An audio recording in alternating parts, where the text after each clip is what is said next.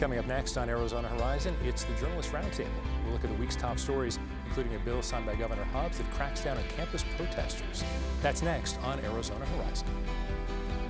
Arizona Horizon is made possible by contributions from the Friends of Arizona PBS, members of your public television station. Good evening and welcome to Arizona Horizon. I'm Steve Goldstein in for Ted Simons tonight. It's Friday and that means it's time for the Journalist Roundtable. Joining us tonight, Jeremy Duda with Axios Phoenix. We should note that Jeremy's wife is employed by Arizona PBS. Also here's Mark Brody with KJZZ and Cameron Sanchez, also with KJZZ. Welcome to you all. Thanks for being here. Cameron, Governor Hobbs has vetoed a lot of legislation, but let's talk about when she signed related to university campuses and encampments. Give us the origin of this, how it got started. This is one of those ones where I actually wasn't sure what she was going to do, so it's always fun. This one was introduced by Alma Hernandez, I believe, who's a Democratic lawmaker, so it had some bipartisan support in the legislature. And it's basically banning students who build up these big encampments at state universities. It gives the universities the power to get rid of them, and then the students could potentially be charged with, I think, trespassing. So there were definitely some debates about how specific the bill is and whether or not, this could be used as too much of a weapon against students, because there's always concerns about, I think, censorship and First Amendment rights with students at universities. And so that was definitely taken into consideration, but I think the governor decided it was narrow enough. Yeah, and Jeremy, Alma Hernandez was especially concerned because of the pro-Palestinian protests related to Gaza. She talked about Jewish students feeling scared at that point, feeling threatened. Sure. Representative Hernandez is Jewish. She's very pro-Israel, so this is an issue that's been, very much on her radar, as it has with, a lot of folks nationwide. And, that did, as Cameron mentioned, lended some bipartisanship there. I think, most of the Democrats were on the other side of this bill. There were a few, on that side with Representative Hernandez, and that probably made it a lot easier for, Governor Hobbs to sign that. Well, I wonder about that too, political calculation with that. Has the governor said anything related to that? Because strange bedfellows indeed. Yeah, I'm not sure if she's made any public comments about that, but, she's got a re-election coming up. There are areas where, she's going to get hammered by the Republicans, no matter what. I mean, she is a Democrat and most of her positions are, mainstream Democratic. But this is an area where perhaps you reach a little bit more towards the middle. She has, in some areas, tried to take a more kind of centrist tone on some issues. And this is an issue where the Democratic Party itself, the pro-Palestinian, anti-Israel protest movement has very much split the party. And Cameron, as I mentioned, this is one of the few that Governor Hobbs has signed. Does this have anything in common with the other things that she signed? Does it feel political in the sense that she's getting ready for a re-election? Yeah, I mean, I think as Jeremy mentioned, she wants to do anything and everything going into 2026 that's going to be helpful for her, and where it's possible, look for bipartisanship. There's a trend in the vetoed bills that almost all of them are bills that passed completely on party lines or had maybe like one Democrat max in support in the legislature. And so those, I think it's not surprising that she's vetoing, but ones where there is at least a handful of Democrats on board, much more likely to go through. And the governor just signed it a couple days ago, but do we know of any reaction from ASU, U of A, Board of Regents, anything like that? I don't believe that the universities and Board of Regents were asking for this bill, which is kind of interesting. They weren't saying, hey, we need this tool in the law to help us with this issue because students are being harassed. They were actually fairly quiet, so that's an interesting side of things. Same thing you're hearing, Jeremy? Yeah, I'm not sure. I don't know what the university said. I know there's a lot of other folks who aren't happy about it. It wouldn't surprise me to see someone sue over this on First Amendment grounds. There is some language as perhaps a little too vague for opponents' liking. It says overnight encampments, but also prolonged encampments, which I don't believe is actually defined. So that stands to reason that if it says both, then prolonged does not necessarily mean overnight. So then exactly what does that mean? And and I think there's some folks who are going to have some concerns over, is this just going to be used to shut down, speech? I think on both sides, we had a few folks on the right, Republicans, who said, okay, well, if someone's going to be, use this to shut down political speech on a university campus, who are they really going to be going after? Yeah, I think to Jeremy's point, the issue of what does prolonged period of time mean? And I think one of the lawmakers was talking about, look, what if Turning Point USA is out there setting up a shade structure when it's hot in September trying to register voters? If they're there for let's say 4 or 5 hours, is that a prolonged period of time? Does this bill, now law, allow that to get shut down? Yeah, and this is not verbatim, but President Crow had said something about not interrupting education, and in some cases he's saying, I presume that means that the encampments were sort of doing that. Cameron, let's go to one that we don't expect the governor to sign, and that is a bill pushed by Wendy Rogers that has now made it through the Senate and House related to Arizona hospitals that accept Medicaid payments, and any patient is going to be asked about immigration status. Again, I can't imagine the governor's going to sign this, but what's important about this bill? I feel fairly confident saying that I don't expect her to sign it. This is definitely a Republican bill. It's pushed by Senator Wendy Rogers. I don't think most of her bills get through the governor's office. This bill would basically do what you said, which is ask people who are coming in for treatment about their immigration status. And Senator Rogers has been pretty vague about what she wants to come out of this bill. She said, oh, it's not really necessarily about deportation or anything like that. I just think it's good information to have. But Democrats and opponents of the bill are pretty skeptical of that. They're like, no, this is clearly part of an agenda to ferret out immigrants and create a narrative about how they're using our resources. Yeah, and I think under the terms of the bill, the information could not be turned over to immigration authorities, but we've seen a lot of blurring of those lines over the past few months under the new Trump administration, where access to information that maybe is supposed to be more compartmentalized is not necessarily being shunted off from one side to the other. It's the walls are maybe coming down a bit, and obviously if you're collecting this information, you're collecting it for a reason. And is it, as Cameron mentioned, just to be able to use it as an example to say, look what illegal immigration is costing us? Is it something more than that? You're going to say, okay, well now if you check that box, now we know who you are, we know where you live, and we know where to find you. Yeah, Mark, and considering Senator Rogers is an immigration hardliner, or is that an understatement? I would presume that people aren't quite trusting what she's saying here. Yeah, I think that's a fair assessment. And one of the criticisms that a lot of Democrats are saying is, look, if people know that they're going to be questioned about their immigration status when they go to the hospital, if they're nervous about that, they're not going to go to the hospital, which is sort of what the argument that we heard about during Medicaid expansion and others, when people don't go to the doctor, so they end up having to go to the ER for things that could have been treated earlier on, which become much more expensive and much worse outcomes for patients. If patients really need the hospital and are going, that seems like it's bad news for those patients. Cameron, considering the federal cuts we're going to see, to whatever extent, and that's going to affect access here in Arizona, one would think, is there something to be said for collecting data if perhaps someone other than Senator Rogers were the one pushing this? Is there a case to be made by more conventional folks that, well, it's good to have this data because we just need the numbers to know how much we're spending? I guess I'm trying to put words into her mouth, but if there's for someone else, could it be something that actually is valuable for the state to know? I'm sure that's part of the argument, of the measured argument. I think that as a journalist, I love data. I love a good graph or number, but I think when it comes to healthcare, is this a particular data set that we need as part of the question? Like, do we need to know someone's immigration status when we're treating them, and does that affect our system? I think that it really does come down to, like Jeremy mentioned, the cost of our resources. How much are we spending to take care of people who are in this country without documentation? And that is something that a lot of people are opposed to. And I think that there are even some people who would say maybe it's good that those people don't go to the hospital and use up our resources anymore if that is the result of the bill. Yeah, I'm asking for a lot of predictions here, unofficial predictions, Jeremy, so no pressure at all. Is this one where if the governor does veto it, we could see an end around and this could go to voters?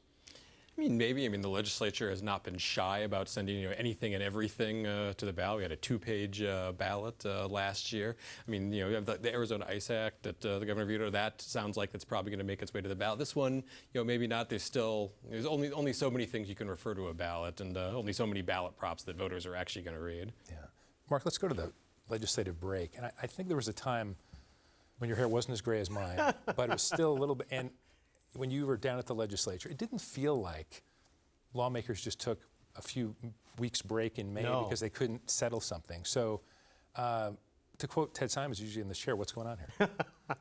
Well, I mean, they're basically at that point in the session where the committee work has been done for a while. They've really gone through a lot of the bills they have to vote on in either the full House or Senate. And they're kind of at that point where, like, it's the budget and a few outstanding issues that might be tied up in the budget, not specifically in the budget, but you do the budget and then you finish up those last few things like Prop 123, things like that. And they just don't have that much to do. So I think their thinking is, and what they've done in the last couple of years is, okay, let's send everybody home. We'll keep the people who are working on the budget, trying to hammer out an agreement here. Let's really focus on that and get that done. I will mention, though, that many, many years ago, back when I was at the Capitol, a lawmaker, who I will not name here, told me that this is the time of year when bad ideas tend to come forward because lawmakers are bored. They don't have a lot of work to do in terms of voting and committee work. So they tend to, try to get things done that otherwise maybe wouldn't have the time to get done. So, in that sense, maybe it's not the worst thing in the world to send these lawmakers home and really focus on the budget. I guess if there are going to be bad ideas, you might as well have people go on some sort of break. But how much more pressure does this put on the folks actually negotiating the budget? I mean, we're still a couple months away from the real hardcore, ticking clock of that Might as well end wait of till the June fiscal year 30th, deadline. right? Yeah, exactly. No point in rushing. We got a month and a half before the state runs out of money and there's no budget. But I mean, this definitely speaks to the lack of progress, even though we're already in, almost the middle of May in terms of getting a budget together. The governor and the legislative Republicans are obviously nowhere near the same page. I'm not entirely sure that the House and Senate are on the same page. I spoke the other day with Senator Kavanaugh, who chairs the Senate Appropriations Committee. He said, well, the Senate wants to do kind of a per member allocation like we famously saw a couple of years ago. The House is not quite so keen on that. So maybe the Republicans in the two chambers aren't even necessarily kind of together. I think probably philosophically, they're going to be fairly close, much closer than they are with the governor. And then the governor is saying, well, she doesn't really want to do anything until you guys show me your budget. Don't go on vacation. Give me your budget, which obviously is not something she would support. So there's still a lot. It feels like we're still pretty far away, even though it's only less than 2 months before the fiscal year ends. Yeah, Cameron, what are you hearing? I mean, it is kind of common practice now. At least since I've been covering the Capitol, they've been doing this every single time. Love it or hate it. I know that last time I think they went down to a 1-day-a-week work week, so this one's different because it's just a proper break. Love it or hate it, I think that it is hopefully a time for them to actually hunker down and focus on the budget, which needs to get done. There's a deadline for that. Unlike some other things, we have to have a budget by June 30th, I believe, because of the end of the fiscal year. So you want to hope that they're making progress on that and that everyone's not just, lying on a beach somewhere. Yeah. One thing to keep in mind also is that we heard recently from JLBC, the legislative budget analyst, that the amount of money the state is expected to have extra was trimmed way down from like 600 something million, I think, to 200 something million. So that's, something lawmakers have to keep in mind, especially if they're talking about, a per member allocation thing. Like, these are newer numbers than maybe what lawmakers and the governor were thinking about earlier in the year that they'll have to take into consideration. But we're told when there's less money to spend, they'll get out faster, right? That's the conventional wisdom for It sure. is. So do we know what kind of relationship Governor Hobbs has with the appropriators? I mean, I know there's the Democrats versus Republicans, but there have been some sessions where people, at least behind the scenes, seem to get along. Is Governor Hobbs sort of, are they, I imagine they don't all fall in the Jake Hoffman camp, but is it closer to that than actual coming together on things? I think it's a painful process, but they've had to do it for a couple of years now with Hobbs, so hopefully it goes a little bit smoother than it did last time at the very least. They know that they have to do it. I suspect that she'll want to have a bipartisan budget again, which makes sense because, of course, it's a GOP legislature but a Democratic governor, so it's almost like something that she's going to force them to do. In terms of her relationship with them right now, I know she did put out a statement criticizing them for taking a break and saying they were basically doing nothing and that they hadn't made progress. So maybe that's an insight into her thought process. Yeah. Jeremy, what are your thoughts on that? Yeah, I thought that statement did not speak particularly well to the relationship, and yeah, as Amber mentioned, they'll have there's going to have to be some bipartisanship on the budget. You can't get a Democratic governor to sign a budget with only Republican votes. I think Senator Kavanaugh said, "I'll leave it to the governor to herd the Democrat cats, and we'll worry about our side." So it'll probably more be maybe perhaps the governor negotiating on their behalf and checking in with them and saying, "Hey, is this good with you?" And all right, let's get this done. Well, Mark, let's see if she has more success herding the Democratic cats than it appears Robert Branscombe is having. A lot of backlash toward him, and now we're hearing about 10 county chairs signing a letter of no confidence, in essence. Where's the budget? Where's the plan? What are we doing? Branscombe was pretty much an unknown to many of us when he got this position. What's going on? Is this a little sour grapes? Do people actually feel like he's not fulfilling his duties? It seems as though the Democrats, like at least the activists in the party, are more unhappy than not with how he is running things. In terms of, there's a controversy about firing the executive director, or maybe not. There are concerns, as you referenced, about the budget. They had their big fundraising dinner that apparently almost nobody said they were going to, that they ended up canceling. It is not a great situation.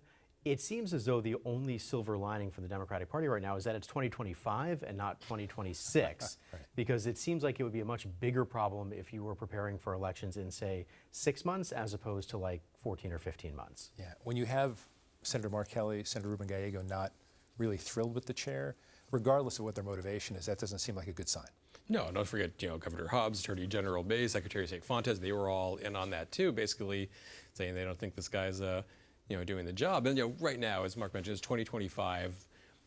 But the clock ticks pretty fast. Sooner or before we know it, it's going to be the election. And the last thing you want, if you're the Democrats, last any political party wants, is to have that kind of internal discord, that kind of strife. The state party, your job is basically to register voters, spend money. You're a pass-through for a lot of federal dollars from your national committees, and you got to wonder how that's going to go if things don't change, if Branscombe sticks around, if they don't have a new chair. Because I remember, many years ago when we used to see Senator McCain getting in somewhat regular fights with the Arizona Republican Party, you would just tell the national committees, the RNC, like, hey, don't send any money to this guy. Send it to this county or to that county where the chairman is, more of an ally, and they can handle all that stuff. And I think that has implications for kind of postage rates and stuff, and maybe wouldn't be quite as good. But as a last-ditch resort, you can just, if you're Kelly and Gallego, you can just start redirecting that money.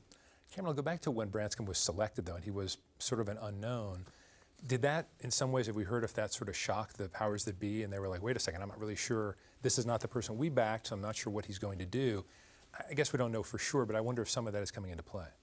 Probably to a degree. I mean, I didn't know who he was either, not to out myself as a bad reporter, but he was definitely a newcomer, and they didn't put their weight behind him exactly. And now it's not been that long since he's been in office. I think it's been a few months. So things have really escalated quickly. I'm not sure if I think he's going to stick around for the 2026 election. Well, yeah, that's something to watch, too. Have you heard any buzz about that?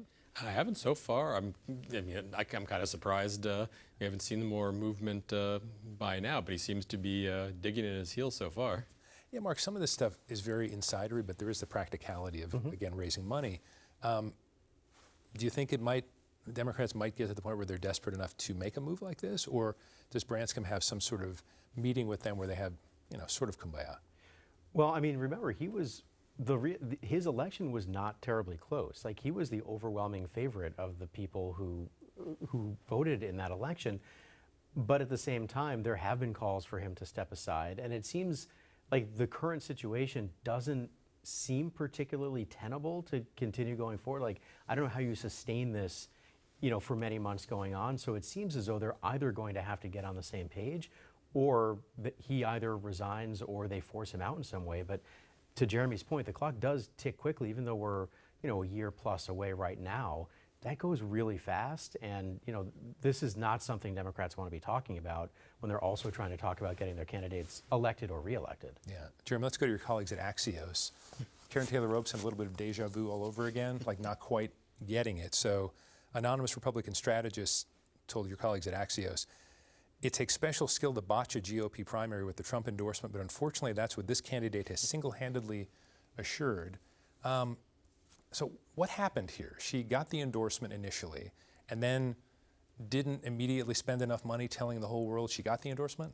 Well, what Robson did is she hired some folks for her campaign who were, some of the top people on President Trump's campaign. Chris LaCivita, Tony Fabrizio, like big names in the political world, and that carries a lot of cachet. It helps keep, I presume, the president from maybe backing out of the endorsement, but he did, in fact, endorse Andy Biggs as well, and that was a dual endorsement, which is not good news for Robson. And to those folks, LaCivita, Fabrizio, a couple other Trump campaign veterans, they left the campaign. And what folks are saying, what folks are telling my colleagues, is that they wanted Karen Taylor Robson to start running TV ads very early on about the Trump endorsement. And I think the last time I was on the show, we were talking about how she'd finally started running these ads, and we were kind of wondering, what's the point of running TV ads this early in a campaign? Anyway, turns out they wanted them a lot earlier. It didn't happen, and finally, it sounds like they just said, well, if you're not going to listen to us, we're going to get out. And it's hard to say what the effect of this. I mean, this is very insider stuff, but I think that telegraphs to folks kind of in President Trump's orbit, folks in D.C., folks at Mar-a-Lago, that maybe if they were looking to back her up, looking to support her, maybe they're going to look elsewhere now. I think, there was a comment in my colleague's story about she'd led them to believe she was going to use her personal funds to start paying for these ads, and we saw that in her last campaign. She spent, I think, $20+ million out of her own pocket. And I've heard some speculation, people wondering, like, hey, is she really actually going to spend, her own money the way she did, this time the way she did last time, and is that, potentially going to be an issue that hasn't come to the fore yet?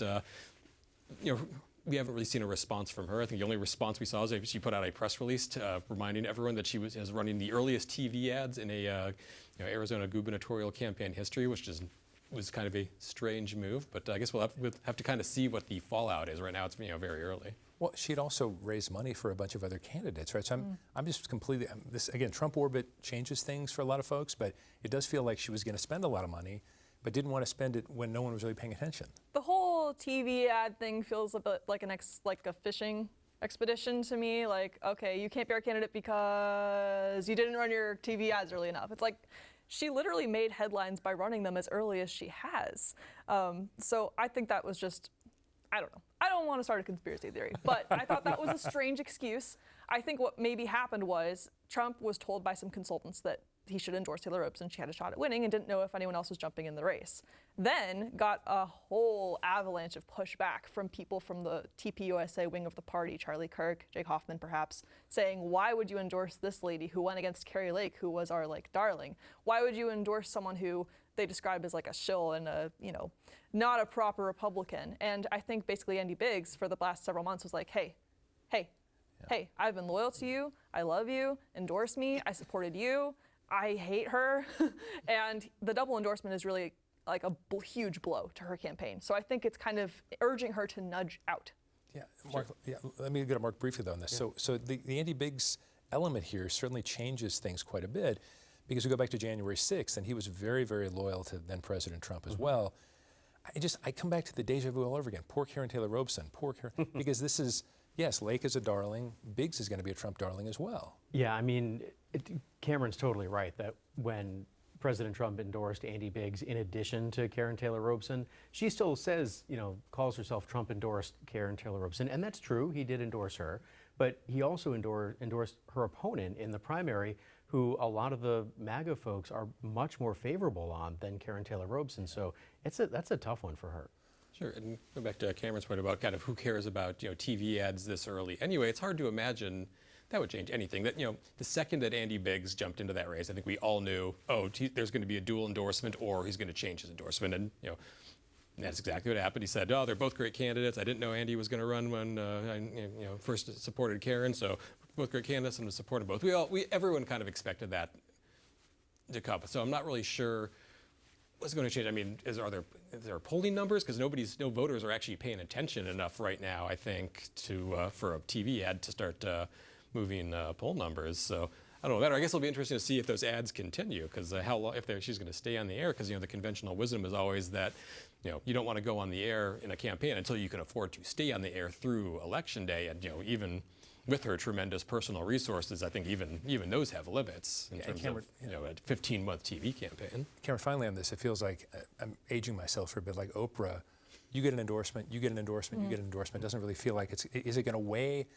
Could we imagine Trump eventually sort of forgets about his Robeson endorsement and just, here's the Andy Biggs? I mean, I think it might just be the endorsement and then no further resources. I think that, double endorsing is something I've seen him do before. He did it with Abe Hamadeh and Blake Masters, notably in the last election. And basically it means if you've got two horses in the race, you're kind of guaranteed a win. So there's that element of it. I think it also might be not wanting to say, I changed my mind, or I made a mistake, or I was wrong, and having to roll back the endorsement if you can convince your candidate to just leave. Yeah. Mark, final topic in the last couple of minutes. So more infighting among Republicans. This time, Republicans on the Board of Supervisors with new County Recorder Justin Heap. I'm going to read from X. Supervisor Debbie Lesko, who obviously supported President Trump's efforts to question the 2020 election. Really hope we can get an election agreement completed with Justin Heap very soon. Maricopa County Board of Supervisors sent a proposed agreement 23 days ago on April 12th based on his suggestions, waiting to hear back from him. So there's the start of it. And now we have the idea that Heap sort of falling in line with what Adrian Fontes wanted to do, sending ballots to people who didn't request them. Yeah, this is for the special congressional election this summer to replace the late Raul Grijalva. And what's so interesting is it's such a small number of voters. This is mostly a Pima County, Santa Cruz County, Southern Arizona district, just maybe like 100 or some odd voters in Maricopa County that he said, if they're in really rural areas, if they're a long way away from voting centers or places, we'll just send them ballots. Which is interesting because when he was in the legislature, he was very much opposed to the concept of sending ballots to people who are not on the active early voting list or who had requested them. Yeah, and it also makes me think of the so-called recount and all the craziness that went on with that. I'm not really sure what Justin Heap is doing here, Jeremy, do you? I'm frankly been kind of baffled because, the law there's nothing in the law that says you can do this. There's situations where you can send ballots to folks who didn't request them. There's jurisdictional and special district elections where you have all mail elections, and there is a provision which Justin Heap and his office keep citing that says, in a precinct of fewer than 300 people for a presidential preference election, you can do an all-mail ballot. Except it is very explicit that the only elections it applies to are a presidential primary, which is not this. And so that's the statute they keep pointing to on letters they're putting out on Twitter. The county attorney, Justin Heap's chief of staff told the board of supervisors, the county attorney's office, they signed it, we're A-OK, they signed off. And Rachel Mitchell very quickly came out with a letter and said, absolutely not, this is illegal. As you mentioned, Adrian Fontes, a few years ago said he was going to send ballots to everyone.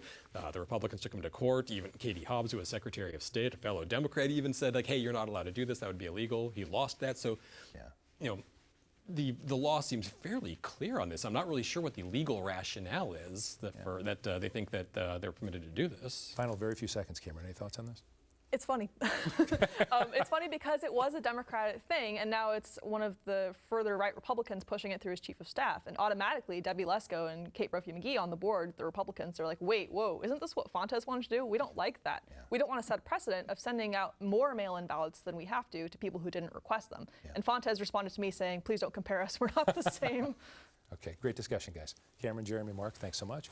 That is all for Arizona Horizon tonight. I'm Steve Goldstein in for Ted Simons. Thanks for watching.